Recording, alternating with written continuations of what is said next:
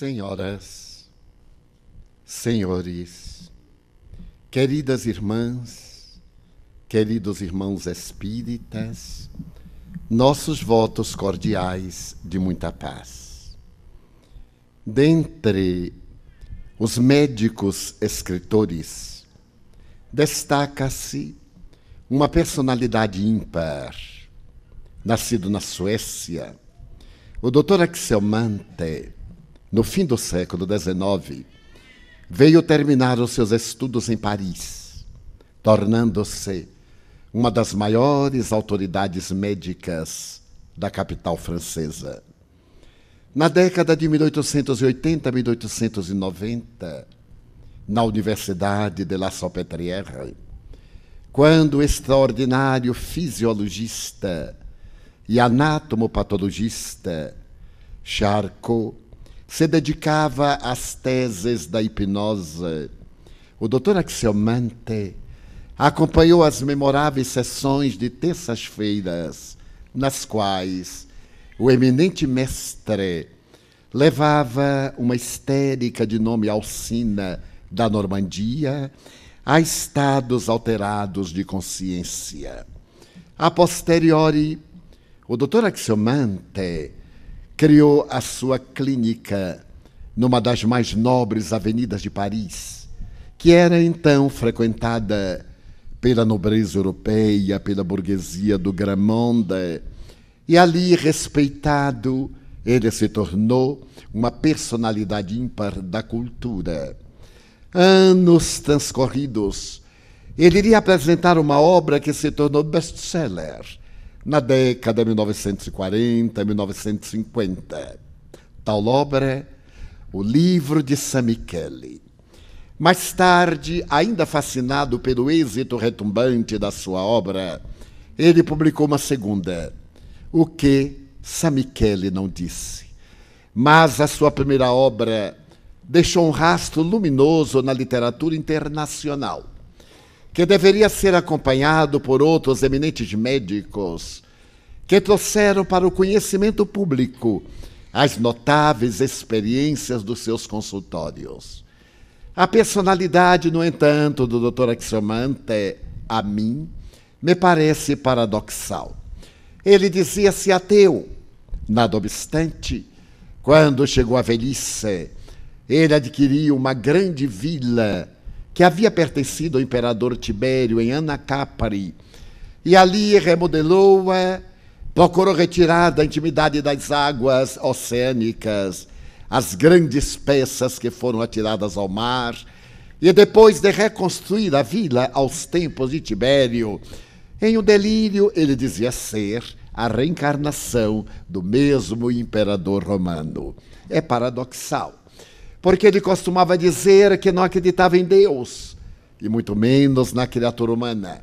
Ele optava dizendo que preferia odiar a expressão de ternura do seu cão São Bernardo, a deter-se nas reflexões em torno das criaturas humanas. Era um decepcionado.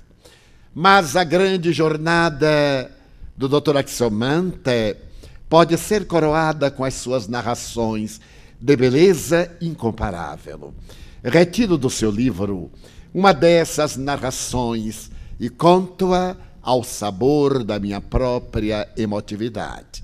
Certo dia, naquela primavera encantadora de Paris, ele estava por Saint-Michel, e ao chegar ao Café dos Artistas, bem no coração de Saint-Michel, acompanhado por um jovem médico sueco, o Dr. Nostrom, dirigiu-se à mesa habitual, e quando os dois conversavam tranquilamente, adentraram-se umas mariposas da noite.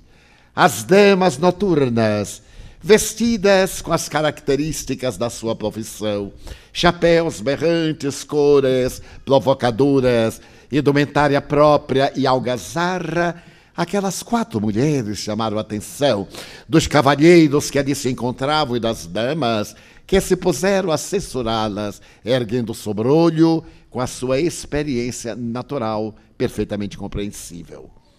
O Dr. Axelmante, assim que elas se acalmaram, levantou-se E aproximando-se de uma delas, perguntou en passant: Olá, Marie, que notícias você me dá de Flopette? Doutor, deixe-a morrer.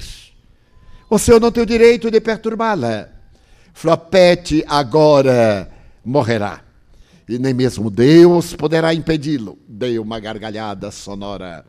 Parecia algo alterada pelo álcool, ou talvez por uma outra substância muito da moda, o absinto. A sua expressão era de zombaria e era de sofrimento. Então, agora com os olhos marejados de lágrimas, ela disse: deixe-a morrer. Ela tem o direito de morrer. Doutora Axiomantes sorriu palidamente e retornou à sua mesa. O jovem doutor Nostrom parecia escandalizado com aquela cena. Como é que um médico da moda, que havia atendido os duques da Inglaterra e era considerada a maior cultura nessa área da clínica médica, mantinha contato com essas mulheres? E é natural que ele reprochou o comportamento, mas Axel, eu não sabia que você era frequentador de bordel para ter relacionamento tão íntimo com uma dessas damas da noite. Ele sorriu melancólico. Muitas vezes as nossas observações não correspondem à realidade. Atrás da máscara, da persona, existe um abismo que é a criatura humana. Cada um de nós é somente um, com as suas próprias características. Características que vão além daquelas delineadas pelo grande psicólogo anglo-russo Pedro Auspensky, que nos separa dos animais. Axiomantes, mais experiente do que o jovem médico que ele estava apresentando à sociedade parisiense, pediu-lhe que para caminhar. Eram daqueles maravilhosos crepúsculos em que o leque de plumas douradas do sol rasgava as suas cores nas nuvens brancas, que se refletiam suavemente nas águas tranquilas do rio Sena. Vamos caminhar. E pela margem esquerda, ao vento perfumado da primavera, Axiomantes segurou o braço esquerdo do jovem e aventureiro Nostrom e lhe disse: essas mulheres parece, nessa frase, que você coloca uma tremenda acusação. Elas não são exatamente essas. Poderia ser nossa mãe, nossas filhas, nossas irmãs.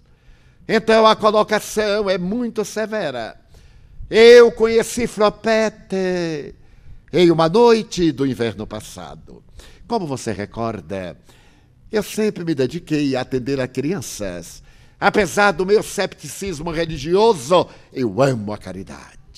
Essa caridade que não tem rótulo, a caridade que não dá o reino dos céus, a caridade que não promove o indivíduo na sociedade, a caridade que se faz anonimamente a quem sofre, essa caridade que desata os sentimentos nobres e atende a criatura envolvendo em doçura e compaixão.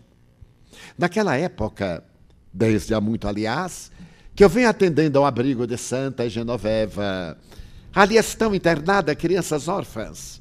E como meu tempo é muito precioso e é escasso, eu reservo as quintas-feiras à noite para fazer um exame nas meninas, graças à Madre Superiora, que realmente é uma cristã e é muito minha amiga. Foi no auge do inverno, em uma noite terrível, inesquecível, que ela me mandou chamar, porque uma criança estava morrendo, você sabe, de uma doença incurável. E como era natural, quando eu saltei do Tilbury à porta do lar de caridade que fica nos arredores de Paris, e me dirigi ao portão central, já eram 22 horas. Alguém saiu da sombra, nevava. A noite era tempestuosa. Os fantasmas davam gargalhadas trágicas no ar. Então a sombra saiu da sombra, acercou-se de mim, atirou-se-me aos pés de joelho. Doutor, salve-a. É minha filha. Senhora? Não. Mademoiselle. Mas não se ajoelhe diante de mim. Por Deus, doutor, ela não pode morrer. É tudo que eu tenho. Por favor. Erguia pelas axilas. Eu não sou Deus, senhorita. Eu sou apenas um médico. Eu fui chamado para poder vê-la. Eu sei, doutor. Minha filha está morrendo. E se ela morrer, a vida também morrerá para mim. Por favor, deixe-me ver a minha filha. Faz anos que eu não a abraço. Eu desejo dar-lhe o último abraço. Senhorita, é um pedido que não tem cabida. São 22 horas. Não é dia de visita. A paciente está em uma câmara especial isolada, numa enfermaria daí da Casa Pia. Eu não me atreveria a fazê-la adentrar-se. É muito risco, é terrível este risco para a minha profissão médica. Mas o olhar que ela me deu, aquele olhar ao lampejo da débil claridade do lampião, ficou impresso na minha alma fogo. Tranquilizei-a. Eu ainda não sei o de que se trata, mas eu me comprometo, caso seja realmente muito grave e ela esteja às portas da morte na agonia, eu irei buscá-la. Eu correrei o risco de trazê-la para que abrace a sua filhinha pela última vez. O doutor promete? Sim, é claro, eu prometo. Mas dê-me seu nome e o seu endereço. O Tilbury, a carruagem espera por mim. Foi então que ela se ergueu. O manto que lhe cobria a cabeça caiu. E eu pude ver-lhe o rosto marcado pelas tintas. As marcas que ocultavam a tuberculose na face. Aquela palidez que é iniludível. As olheiras. A expressão ofegante no peito que se recusava a respirar. Então, apesar de muito jovem, estava quase cadaverizada. Meu nome, doutor, é Flopete. Claro, ela não falava muito bem o francês. E eu resido em La Rue de Fleurs, número 24, terceiro piso, segunda porta esquerda. Então eu perguntei, mas se você reside em La Rue de Fleurs, você... doutor, eu sou vendedora de ilusão. E estou no degrau mais baixo, porque a desgraça não tem último degrau. Quando nós caímos do poço da vergonha, sempre descemos e descemos mais. É como a escada da degradação moral. Nós sempre somos empurrados para mais baixo. O doutor promete? Sim, senhorita. Então ela desapareceu na noite. Eu me adentrei pela Casa Pia e no imenso corredor que me separava da entrada até a enfermaria, eu escutava os meus próprios passos como um fantasma. E ao entrar na enfermaria, logo pude identificar qual era a problemática da criatura pela sua dificuldade de respiração. Era difteria. O Krupp, como você sabe, naquela oportunidade, nestes dias, ainda é incurável. Acerquei-me do seu leito e a madre disse, uma lástima, doutor. Ela vai morrer. Eu acerquei-me do leito. Coloquei a lamparina mais próximo. Era uma menina loura. A testa larga estava suarenta. Toquei. Estava com grande febre. Ela estava no delírio. As marcas da morte ali estavam na sua face pálida, em manchas negras. Então ela abriu os olhos. 2 pedaços de céu azul incrustados no oceano da face. A respiração ofegante. Tentei alcançar o pulso com muita dificuldade.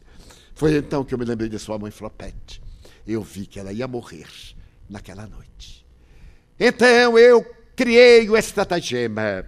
Noto que a irmã Genoveva está muito cansada. Não gostaria de dormir? Eu velarei pela pequena. Reservarei esta noite para ela. Afinal, é uma petiz de 5 anos. A madre sorriu e disse 6, doutor. Mas não faz nenhuma diferença. Ela vai morrer da mesma forma. Ai, como estou cansada. Todos estes dias estive velando 24 horas. A morte é terrível. E o apóstolo Paulo já perguntava: ó morte, aonde está a tua vitória? Aonde está o teu aguilhão? E aqui estava eu vigilante, não para impedir a morte, mas para ver como a morte arrebata a vida. A madre tirou o seu avental e colocou no cabide atrás da porta, e eu escutei as suas passadas perderem-se no imenso corredor. Uma ideia louca, absolutamente louca, acendeu-se-me na mente. Eu peguei o avental e saí a correr. Peguei a carruagem, deixei a paciente a sós. Grave compromisso diante da ética médica. E pedi ao homem, que era o meu amigo e me conduzia, La Rue de Flers, 24. E à medida em que o silêncio da cidade era quebrado pelas patas dos animais, e a neve caía como se a boca do céu estivesse cuspindo sobre a terra, a condensação do ar no hidrogênio, produzindo aquelas pequeninas camadas de gelo. Eis que de repente eu entro na grande Saint-Michel, a parte alegre de Paris, e vou para a região réproba, onde está a maior miséria, a decadência, o último degrau, como disse Flopete. Eram pardieiros meio abandonados. Ali estava a noite agitada, a ebriez dos sentimentos. E fui olhando até o número 24, saltei. Perguntei para o Flopete, uma dessas mulheres miseráveis que se comprazem ser a tia do lupanar. À porta de entrada, provocando asco, disse: no terceiro andar, a segunda porta à esquerda. Eu subi a velha escada que rangia ao meu peso. E quando empurrei a porta, Flopete estava diante de um espelho ovalado, preparando-se para o comércio carnal. Estava seminua. Pude ver-lhe a magreza. Ela agora colocava as cores fortes da face para mascarar a enfermidade que a devorava. Então atirei-lhe o avental e disse: não há tempo a perder. Sua filha está morrendo. Venha comigo. Ela vestiu-se rapidamente e cobriu-se com o avental.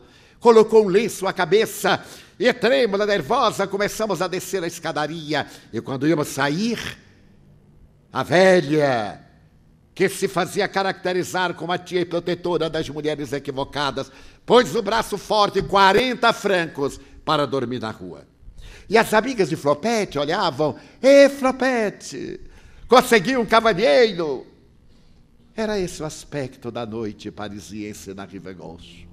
Pegamos a carruagem. Ela se encolheu num canto, como se fosse um cão assustado. Encostou a cabeça no cristal bisotado e, olhando-me de um momento para outro, ela disse: "Doutor, nem sempre eu fui o que sou. Eu não sou francesa, como o doutor percebeu. Mas eu amei, doutor. Um dia o amor rociou-me os ouvidos com palavras quentes. A ternura de um coração masculino me disse: Je t'aime. E eu acreditei na minha estupidez. Eu era tão estúpida na minha juventude inexperiente, que aquela voz doce, quente, balbuciando-me palavras que me enriqueciam a vida e fazia-me sonhar, arrebataram-me. E menos de uma semana depois, o encantador príncipe dos meus sonhos disse-me: "Dá-me uma prova do teu amor. Se tu me amas, entrega-me a tua virgindade." E na minha alucinação eu dei-me integralmente. Ele então levou-me do meu país para este país maravilhoso, trouxe-me a Paris. E eu fui morar em um hotel de luxo. Ele era o meu príncipe encantado das primeiras horas. Ensinava-me a arte do prazer, lentamente como um técnico, ensinando numa academia. Ele foi me preparando suavemente, até que eu lhe disse: "Estou esperando um filho." Eram 3 meses. E ele disse que um filho do nosso amor. Qual amor? O nosso. Flopete. Nós, os homens, não amamos assim tão rapidamente como as mulheres. As mulheres são frágeis. Qualquer aceno logo se apaixonam. Eu não tenho maior compromisso com você. Você é jovem. Eu estou dizendo, mas se você me deseja, mate-o. Matar o filho do nosso amor. Mas não há amor, Flopete. Eu apenas elegi você. Eu não sabia que ele era um mercador de mulheres, um conquistador de escravas brancas para a prostituição. Foi terrível. Na profissão que você vai seguir, não há lugar para a gestação. Expulse esse monstro de dentro de você, que ele vai deformar o corpo. Aqui, em Paris, em cada quadra há uma morteza, e ela irá libertada desse fardo desagradável. Fui tomada de espanto. Mas como? Você não me ama? Não. Simplesmente não. E tudo que você me disse? Bem, eu sou um profissional do sexo. E essas palavras são apenas palavras. Você terá que optar. Comigo, sem a criança. Com a criança, sem mim. É claro que eu optei pela criança, sem ele. E ali fiquei, mas não podia pagar o hotel. Foi quando apareceu alguém e me disse, sou amigo de Filipa. Eu sei que ele é um canalha, mas eu sou diferente, Flopete. Claro que eu não posso mantê-la neste luxo, nesta ostentação. Mas se você me permitir, eu a transferirei para uma pensão. Sabe como é, doutor? Primeiro é um hotel de luxo, depois uma pensão, depois um quarto, depois a tuberculose, o suicídio, a morte, é assim. Ai, a história feliz de uma meretriz. Nunca houve. E isso é poesia, é literatura. La dolce vida é muito amarga. E foi assim. Eu cedi ao amigo. E ele mandou outro. E outro. E eu fui para a prostituição. À medida em que o ventre crescia, a clientela diminuiu. Mas eu consegui ser expulsa da casa miserável onde me encontrava. E a minha filha nasceu sob a Ponte Marie, ali perto da Jardinerie. Ali nasceu minha filha linda, como o pai. Os seus olhos, o cabelo encaracolado, como cachos de ouro colocados na cabeça de um anjo. Então eu jurei que a minha filha seria feliz. Procurei um emprego. Quem dá emprego a uma mulher com filho? Ainda mais em Paris nestes dias. Procurei de todas as formas, até que por fim, depois de um mês de miséria, de fome, e a minha filha estava quase desfalecida, eu recorri à igreja, a Mater et Magister. Mater et Magister. E claro, o sacerdote olhou-me e perguntou, deseja internar a filhinha? Sim, padre. Mas é filha do matrimônio? Não, exatamente não. Então é filha do pecado. Não há lugar para filhos do pecado na nossa igreja. Mas, padre, ela não tem culpa. Se existe culpa, esta é minha. O que não nega que ela é filha do pecado. E como filha do pecado, ela já traz a culpa, que deve ser exorcizada através de penitências, quando adquirir a idade da razão. Mas o que deseja de mim? Socorro, padre. Eu desejo interná-la numa casa pia. Sim, no orfanato. Doutor, a palavra orfanato significa desgraça, significa a perda da dignidade. E eu disse, não, numa casa pia, padre, onde ela possa aprender a educar-se, a tornar-se uma dama. Até eu sorri. Ele também sorriu amargo, bem? Tanto ela pode ficar no orfanato, como pode ficar numa casa pia. No orfanato é grátis, na casa pia é pago. Ela receberá uma educação. Mas como você é uma mãe não casada, pecadora, nunca poderá vê-la. Terá que renunciar. Ela será internada como órfã. E os estipêndios mensais, que devem ser depositados na igreja para educá-la, naturalmente de um benfeitor. Mas, padre, eu não posso pagar. Pode. Você é jovem. Mas, padre, eu não consigo trabalho. Eu sou uma estrangeira. Mas é pobre. Você pode, ainda é bonita. E se for bem tratada, você entende o que eu quero dizer, não é? Mas, padre, esse dinheiro é do pecado. Bem, é do pecado seu, mas não temos nada com isso. Nós teremos que receber para poder manter. E foi assim que eu internei a minha filhinha. Não soube onde, para onde ela foi encaminhada. E comecei a trabalhar. Logo, eu modifiquei os meus hábitos e, por amor da minha filha, tratei de aplicar as técnicas que eu havia aprendido. E logo me submeti a uma cirurgia para evitar uma outra gestação indesejada e assim não ter recursos para manter a minha filha. E trabalhei de noite e de dia. E trabalhei todo mês por antecipado. Eu levava ao sacerdote o dinheiro que deixava de ser pecado na hora que ele pegava, não importando de onde veio, para poder salvar a minha filhinha, Anne-Marie, a minha querida Anne-Marie.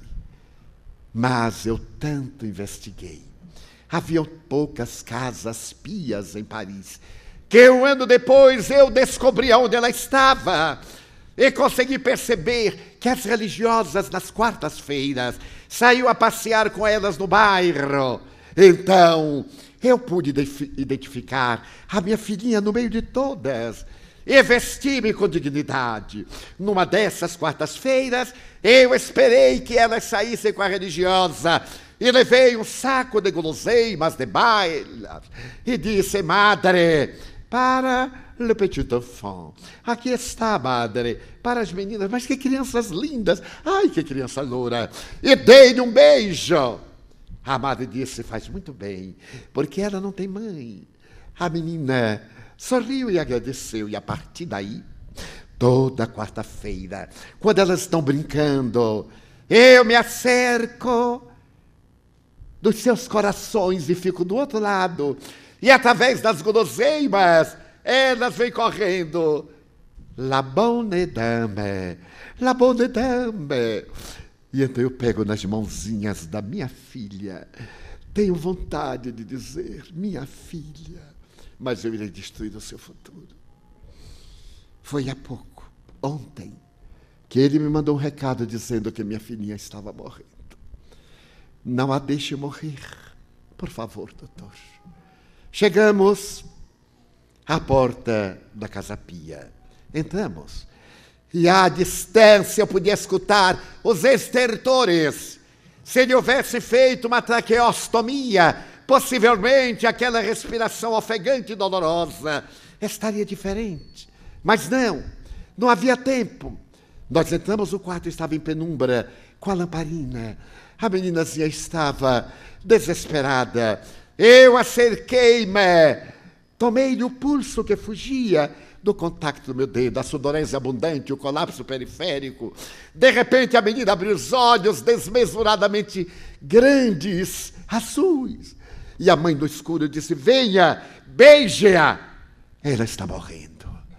A mãe veio hipnotizada. Dobrou-se sobre o berço. Ergueu a menina com as mãos. Mas quando foi beijar, deu um grito. Jogou a menina sobre o colchão e o travesseiro e disse: não posso beijar. Eu sou toda podridão. E ela é um lírio. Não posso beijá-la. E saiu a correr e gritando no silêncio da noite. Porque naquele momento, quando ela ia beijar, a meninazinha meneou a cabeça. Mamera, mamãe.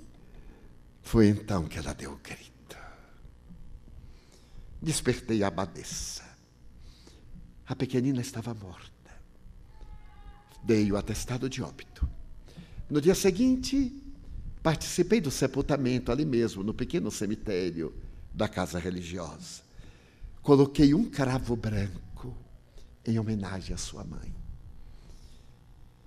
Daí a 3 dias, eu estava trabalhando no hospital público, quando trouxeram alguém que havia tentado suicídio.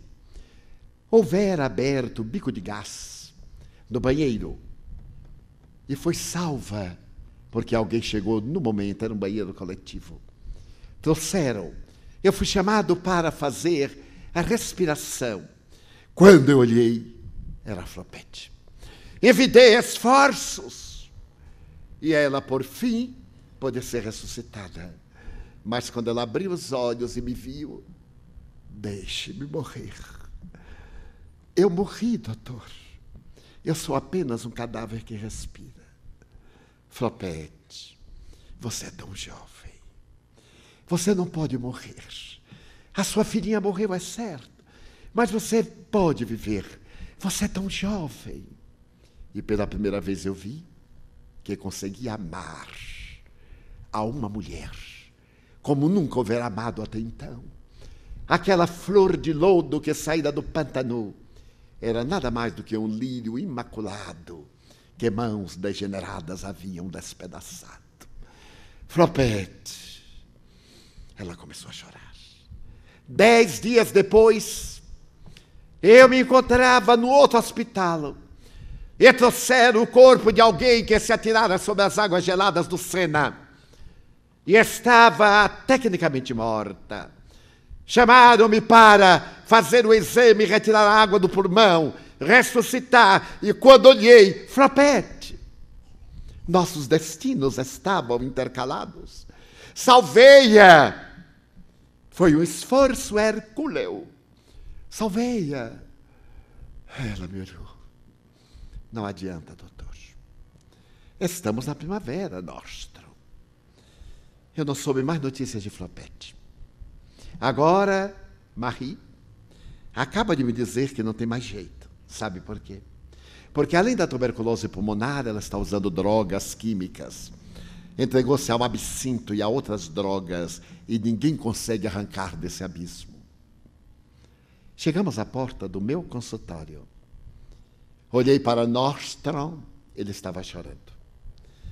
Então ele disse: essas são as mulheres, as quais você repudia.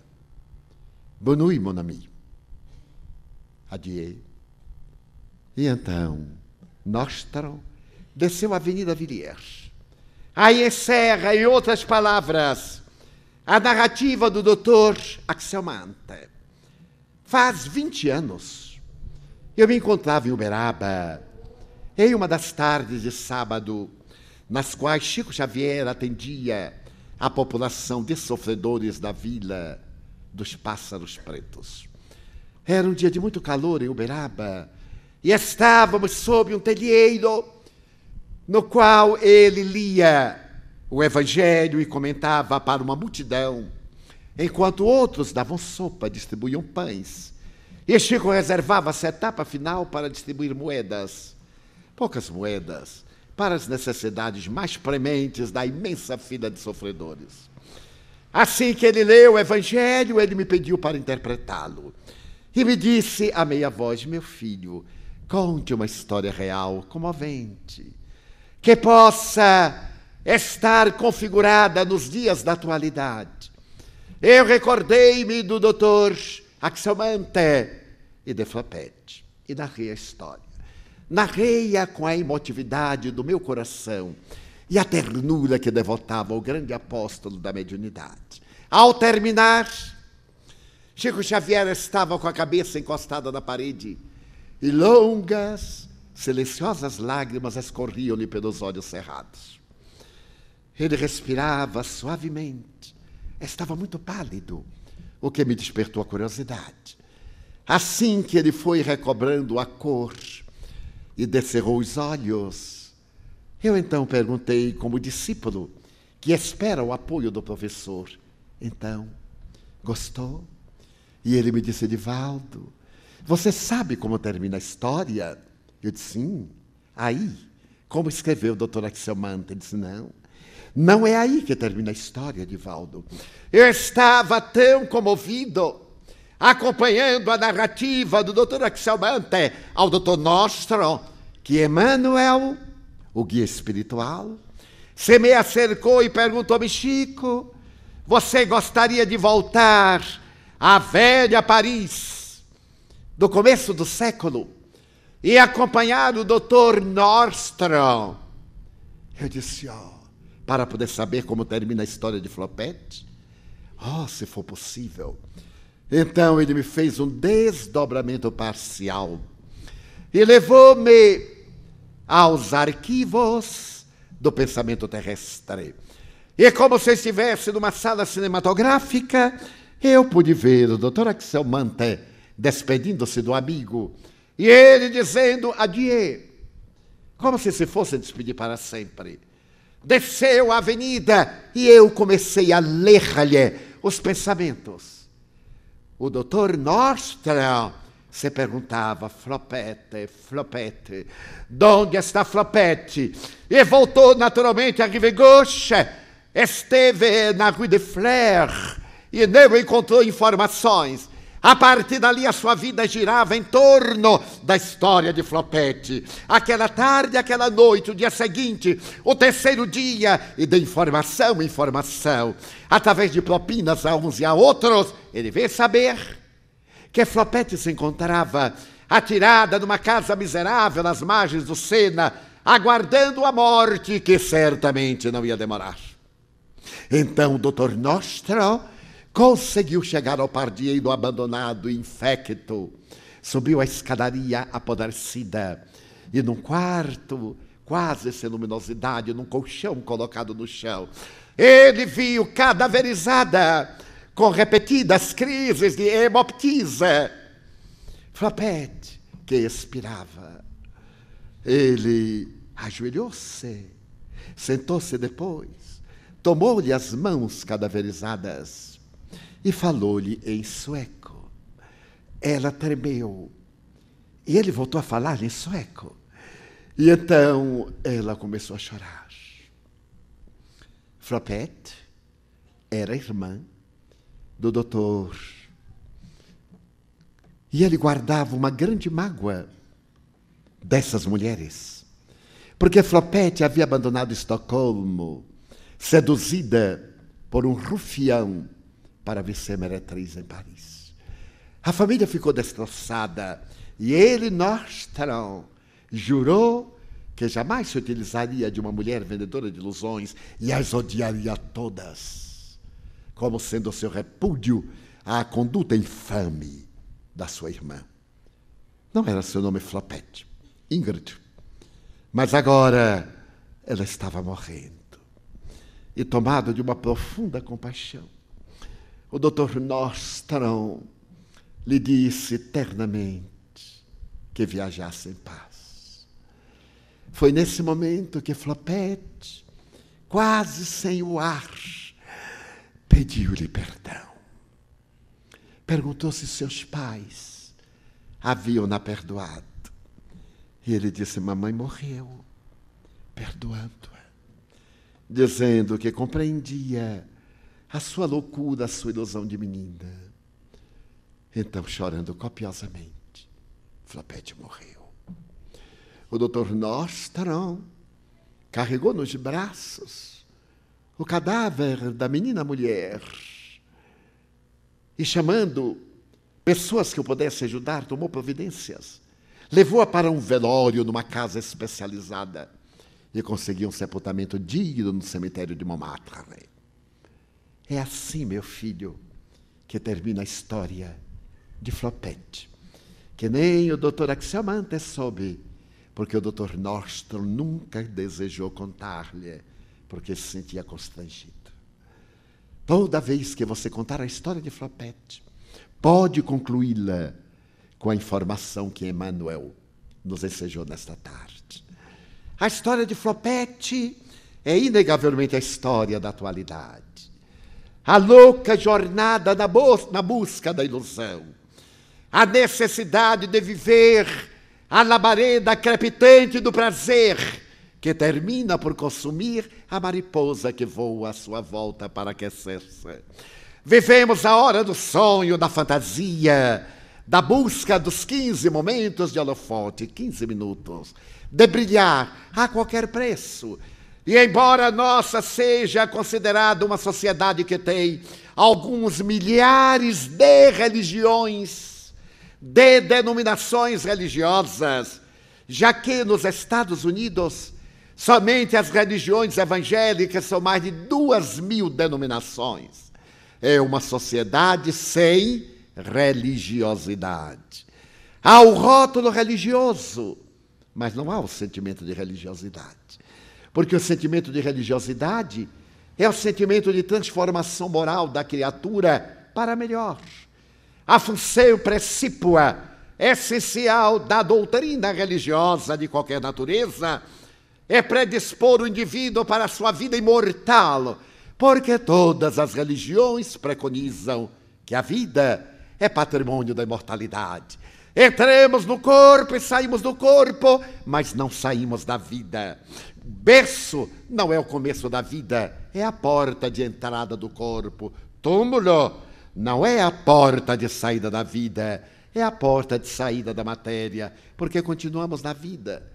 Coube, no entanto, a ciência espírita demonstrar que, em realidade, estamos no corpo em uma viagem de curso muito reduzido.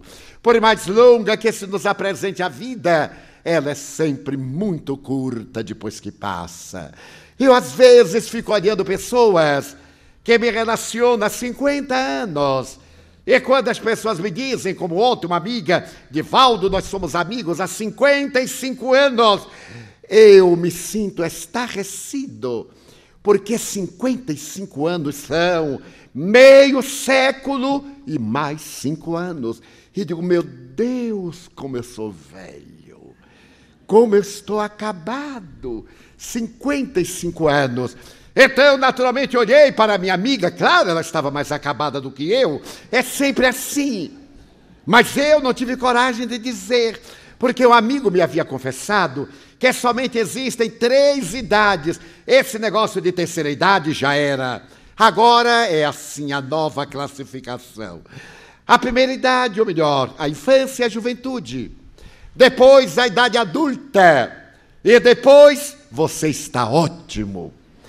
Toda vez que nós encontramos uma pessoa encarquilhada, acabada, arrasada, nós mentimos com um sorriso, meu Deus, mas você está ótimo.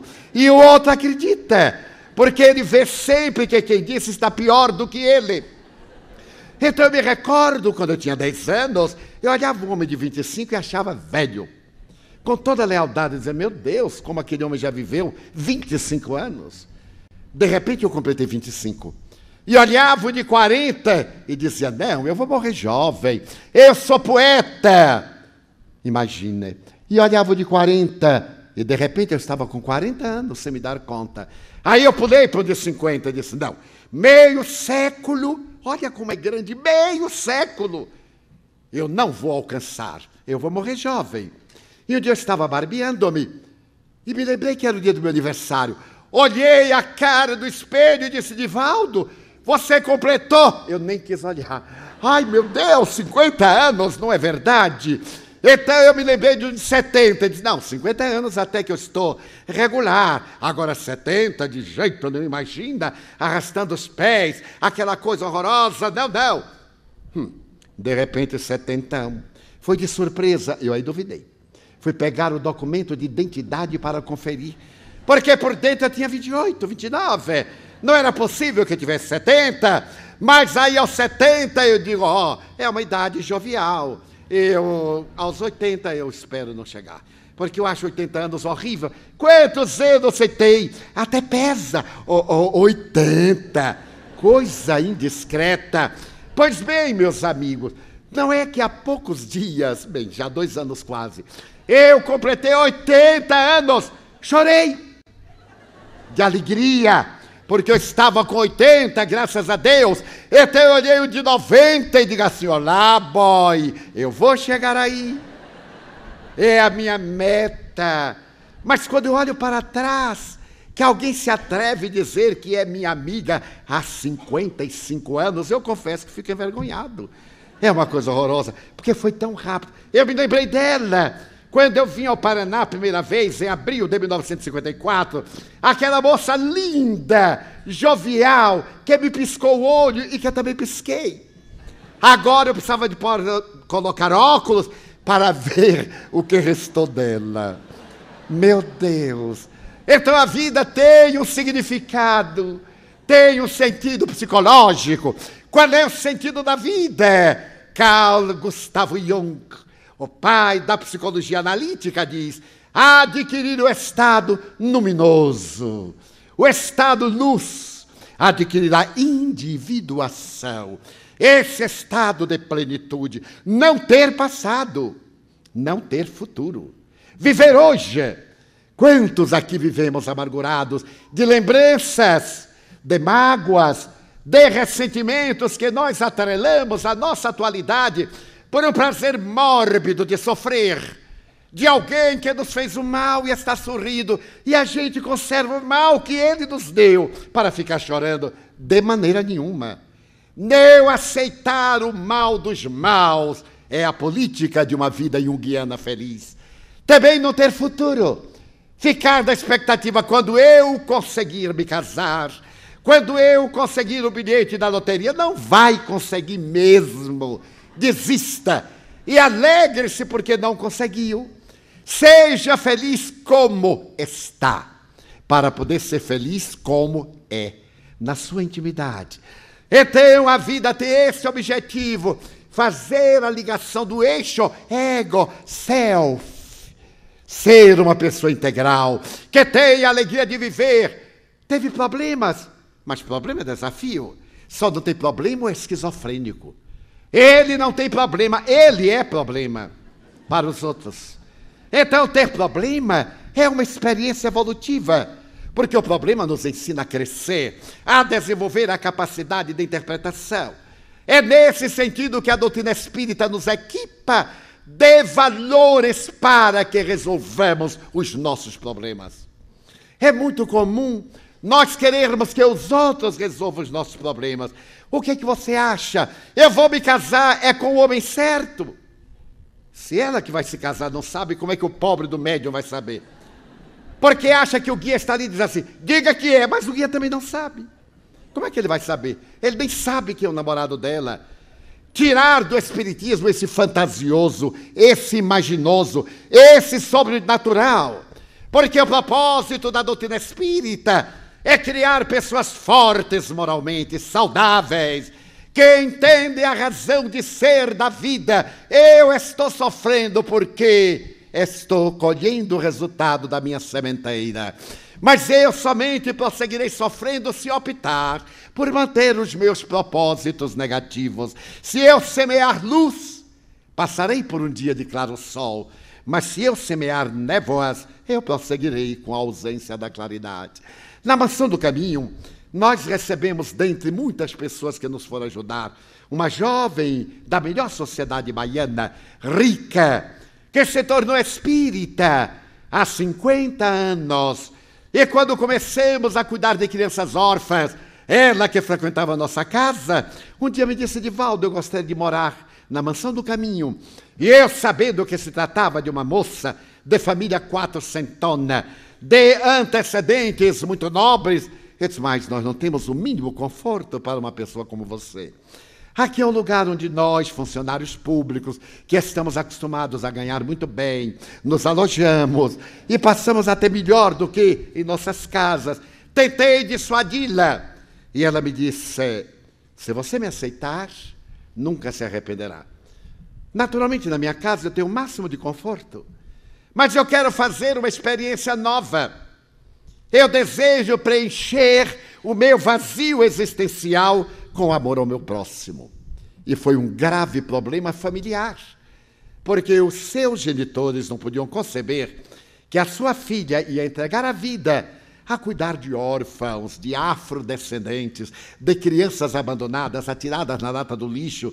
Ela que foi preparada, educada em 3 idiomas, com um belo curso universitário, para naturalmente triunfar na Europa ou na América, naqueles recuados anos 50, para mergulhar no abismo de um lar de crianças desamparadas.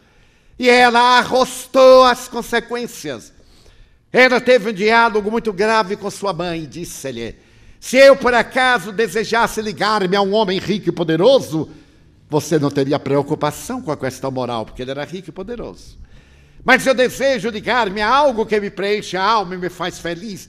E você está desgostosa porque eu vou ser feliz do meu padrão. Então vai ficar desgostoso o resto da vida. Até logo, porque eu estou de ida. E mudou-se. Mudou-se para a mansão e se tornou um dos nossos braços direitos. Uma pessoa extraordinária, uma educação refinada.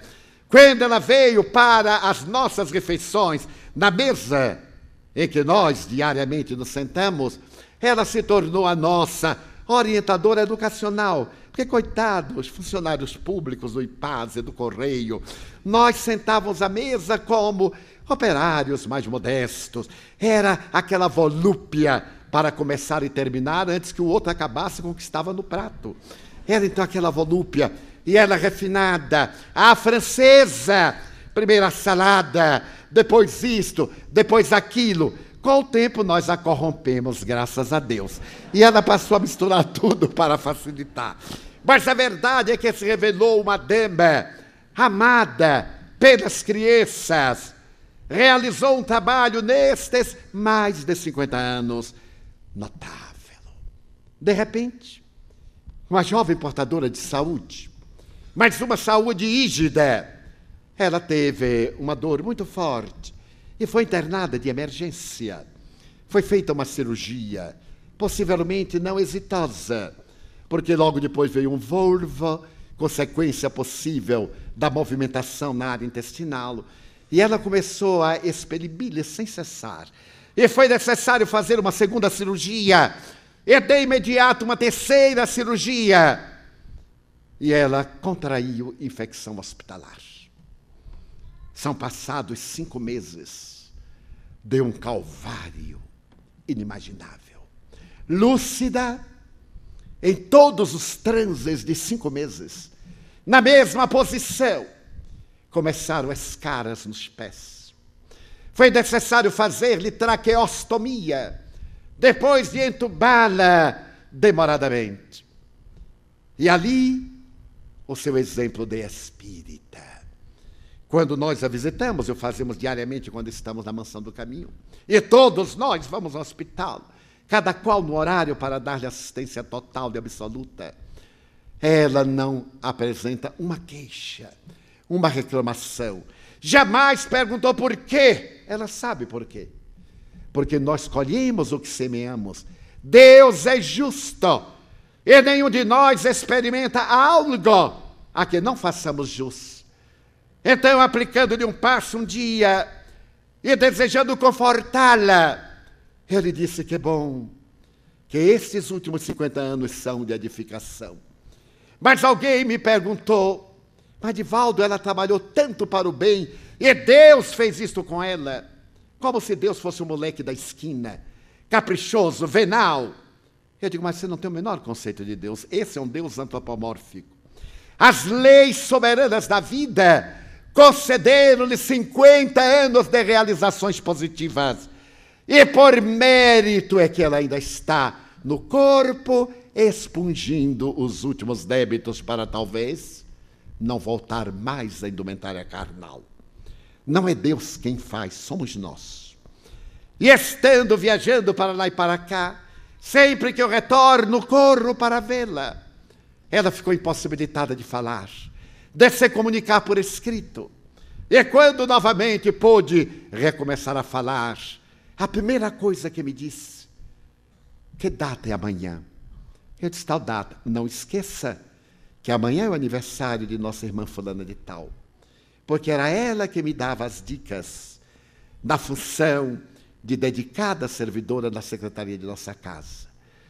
Como é que podia, dentro de um hospital, 4 meses, ter a preocupação lúcida do seu dever, a dignidade de suportar todas as vicissitudes? Mas o que é comovedor é que a mãezinha já se encontra no além há mais de 20 anos. E sempre que eu chego, a mãe está sentada ao seu lado, acariciando-lhe a cabeça E às vezes com lágrimas me diz: Divaldo, muito obrigado. A minha filha escolheu a melhor parte, aquela que não lhe será tomada. Para quem não pode decodificar, é um ensinamento de Jesus quando estava na casa de Lázaro, aquele a que ele arrancou da catalepsia e que tinha duas irmãs de nome Maria e Marta. E quando ele foi um dia passar pela casa de Lázaro, Maria ajoelhou-se-lhe aos pés e ficou deslumbrada, enquanto ele falava do reino dos céus. E Marta, preocupada com a alimentação, em preparar a casa, afadigando-se, disse: Mestre, manda Maria me ajudar, há tanta coisa para fazer. E ele redarguiu: Marta, Marta, Maria escolheu a melhor parte, aquela que não lhe será tirada.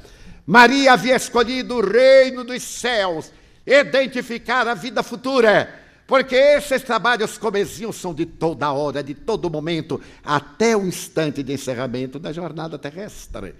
Ele não desejou dizer que se descuidasse, mas que elegesse numa escala de valor aquilo que tem mais importância. Será que nós escolhemos o que é mais importante?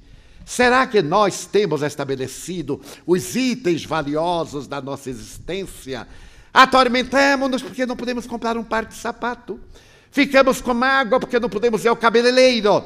Deixemos o coração extravasar mágoa e ressentimento porque o companheiro, a companheira, o filho, a filha, o amigo, o patrão estava de mau humor. Meu Deus! Mas se ele estava de mau humor, o problema era dele, não é nosso. Se ele nos tratou mal, seja quem for, o problema é dele, não é nosso. Por que pegarmos o lixo mental das pessoas e introjetarmos em nossa conduta? Por isso que o Espiritismo é a doutrina da libertação. Ela nos dá a alegria de viver. Não há muito, em um programa de televisão, a entrevistadora me olhou, ela me conheceu, digamos, há 40 anos. E então, quando ela me olhou, eu disse: Mas, Divaldo, você está tão bem. Por quê? Alegria de viver. E ela não perguntou minha idade, nem ia se atrever, porque eu negava. É claro, imagina dizer um horror desse na televisão. Mas então ela sorriu, alegria de viver. Porque o Espiritismo nos explica quem somos, de onde viemos, para onde vamos, por que sofremos, porque esta jornada é transitória. Aqui estamos momentaneamente. Eu me recordo que um grande guru egípcio recebeu a visita de um discípulo americano. E o jovem americano, com a mentalidade da sua terra, ao chegar à casa do seu guru, encontrou no meio da sala, em postura de lótus, sem nada. O jovem ficou decepcionado e perguntou ao mestre: Senhor, aonde estão os seus móveis? E ele perguntou: e os seus? Bom, eu não tenho, eu estou em trânsito. E o guru respondeu: eu também. Todos nós estamos em trânsito. A nossa preocupação com o que fica deve ser secundária, mas a preocupação com a essência deve ser primordial. Então nós vivemos dias muito difíceis, de desafios, em que o sexo é o novo Deus, o erotismo. Para onde olhamos, esta mensagem erótica, subliminal ou direta, da drogadição, dos jogos dos interesses imediatos, do egotismo. Primeiro eu, depois eu mesmo. E por fim, os meus. Porque achamos que os outros são nossos. E é exatamente para esse instante de utopias que vem o Espiritismo dizer: somos espíritos imortais. Visitando Ponta Grossa durante 55 anos, repasso sempre pela memória os corações afetuosos que aqui encontrei. Quando o nosso carro se adentrava no grande portal de Ponta Grossa, que tanto amo, adentrou-se pelo carro Guaraci Paranavieira. E com seu sorriso jovial e tímido, Guaraci nos disse: seja bem-vindo mais uma vez. E logo o desfile de pessoas que eu conheci nesta cidade. Dona Mercedes e suas filhas. Ari Schmidt, todo um rosário de corações afetuosos, saudando o velho companheiro de volta, dando as boas-vindas. E quando se cantava em homenagem ao nobre Álvaro Osman, o Vinde Vinde, que foi a primeira música que eu escutei no recuado abril de 1954, no Centro Espírita Francisco de Assis, Álvaro, gentil como sempre, com o seu irmão, sorrindo, saudava-nos, porque os dois mundos estão interpenetrados. Não são dois mundos, é um mundo em duas vibrações, a vibração material e a vibração espiritual. Nós somos eles e nós somos nós. Alguns do outro lado da ponte e nós do lado de cá, na outra extremidade. Então eu gostaria de deixar para a alma querida dos pontagrossenses essa proposta de uma pausa para avaliarmos como tem sido a nossa vida. O que é que nós temos feito da vida? Temos ouvido o canto de sereia que arrancou a menina inexperiente de Estocolmo para tirar-lhe no pântano de Paris, da sedutora Paris. Temos nos deixado arrastar pelos conflitos da crise econômica, que é uma crise de valores morais. Estamos apegados às coisas que nos atormentam. E se a morte vier, porque virá, sem data adrede marcada. Eu me recordo de uma amiga espírita. Ela estava de luto no tempo que luto não era moda, era sinônimo de tragédia, de dor e de morte. E eu vendo, eu perguntei, você está de luto de quem? De meu marido. Mas como? Eu estive com ele há 3 dias. E ela disse, pois é, Edivaldo, ele morreu. Imagine que ele estava dormindo. Quando ele acordou, estava morto. Então a morte chega assim, sem mandar avisos prévios, sem nada. E outros, às vezes, no longo carreiro das aflições, expunge. E a morte lhe diz, ainda não é agora. Aguarde um pouco. Gostaria de deixar uma mensagem de alegria, de esperança, da alegria de viver, de não ter passado, como escreveu José Ingenieros, o grande filósofo argentino jovem, é todo aquele que não está amarrado no passado com cordas negativas. Então, se nós não temos marcas negativas do passado, somos jovens em qualquer idade biológica, que possamos cantar o hino de alegria à vida e dizer a Deus da nossa gratidão. Quanto nós temos de coisas valiosas, de dádivas, que não nos damos conta. E vivemos atormentados por picuinhas, por misérias, por coisas secundárias. Então, pensemos neste momento. Quantas coisas nós temos para agradecer e tão poucas para pedir. Então digamos, meu Deus, eu gostaria de dizer-te que eu amo a vida, que para mim é bela e é consentida. Muito obrigado, Senhor, por tudo que me deste, por tudo que me dás. Obrigado pelo ar, pelo pão, pela paz. Obrigado pela beleza que os meus olhos veem no altar da natureza. Olhos que fitam o céu, a terra e o mar, que acompanham a ave ligeira que voa fagueira pelo céu de anil e se detém na terra verde salpicada de flores em tonalidades 1000. Muito obrigado, Senhor, porque eu posso ver meu amor, mas diante da minha visão pelos cegos eu formulo uma oração, porque eu sei que depois desta lida, na vida, eles também enxergarão. Muito obrigado pelos ouvidos meus, que me foram dados por Deus. Ouvidos que ouvem o tamborilar da chuva no telheiro, a melodia do vento nos ramos do olmeiro e as lágrimas que vertem pelos olhos do mundo inteiro. Ouvidos que ouvem a música do povo que desce do morro na praça cantar, a melodia dos imortais. A gente ouve uma vez e não esquece nunca mais. Diante da minha audição, pelos surdos eu te quero pedir, porque eu sei que depois desta dor do teu reino de amor, eles escutarão. Obrigado pela minha voz e pela sua voz, pela voz que canta, que fala, que harmoniza, que legisla, que educa, pela voz que trauteia uma canção e que o teu nome profere com sentida emoção diante da minha melodia. Eu quero rogar pelos que sofrem de afasia, aqueles que não falam de noite, aqueles que não cantam de dia. Oro por eles, porque eu sei que depois desta prova, na vida nova, eles cantarão. Obrigado pelas minhas mãos, pelas mãos que aram, pelas mãos que semeiam, pelas mãos que agasalham. Mãos de ternura, que libertam da amargura. Mãos que apertam mãos de adeusas. Mãos de sinfonias, de psicografias, de poesias, de cirurgias. Pelas mãos que atendem a velhice, a dor, o desamor. Pelas mãos que no seio embalam o corpo de um filho alheio sem receio. E pelos pés que me levam a andar sem reclamar. Muito obrigado, Senhor, porque eu posso caminhar diante do meu corpo perfeito.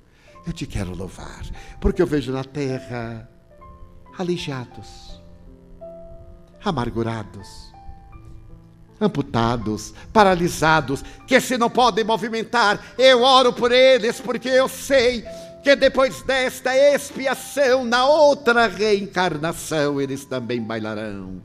Muito obrigado, por fim, pelo meu lar. É tão maravilhoso ter um lar.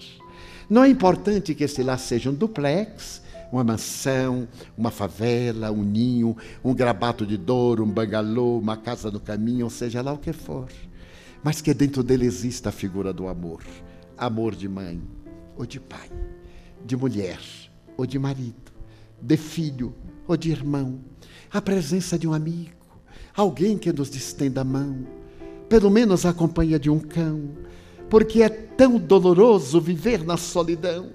Mas se eu a ninguém tiver para me amar, nem um teto para me agasalhar, nem uma cama para reclinar, nem aí reclamarei, pelo contrário, eu cantarei. Obrigado, Senhor, porque eu nasci. Obrigado, Senhor, porque eu creio em Ti, pelo Teu amor. Obrigado, Senhor, pela sua atenção. Muito obrigado, senhores.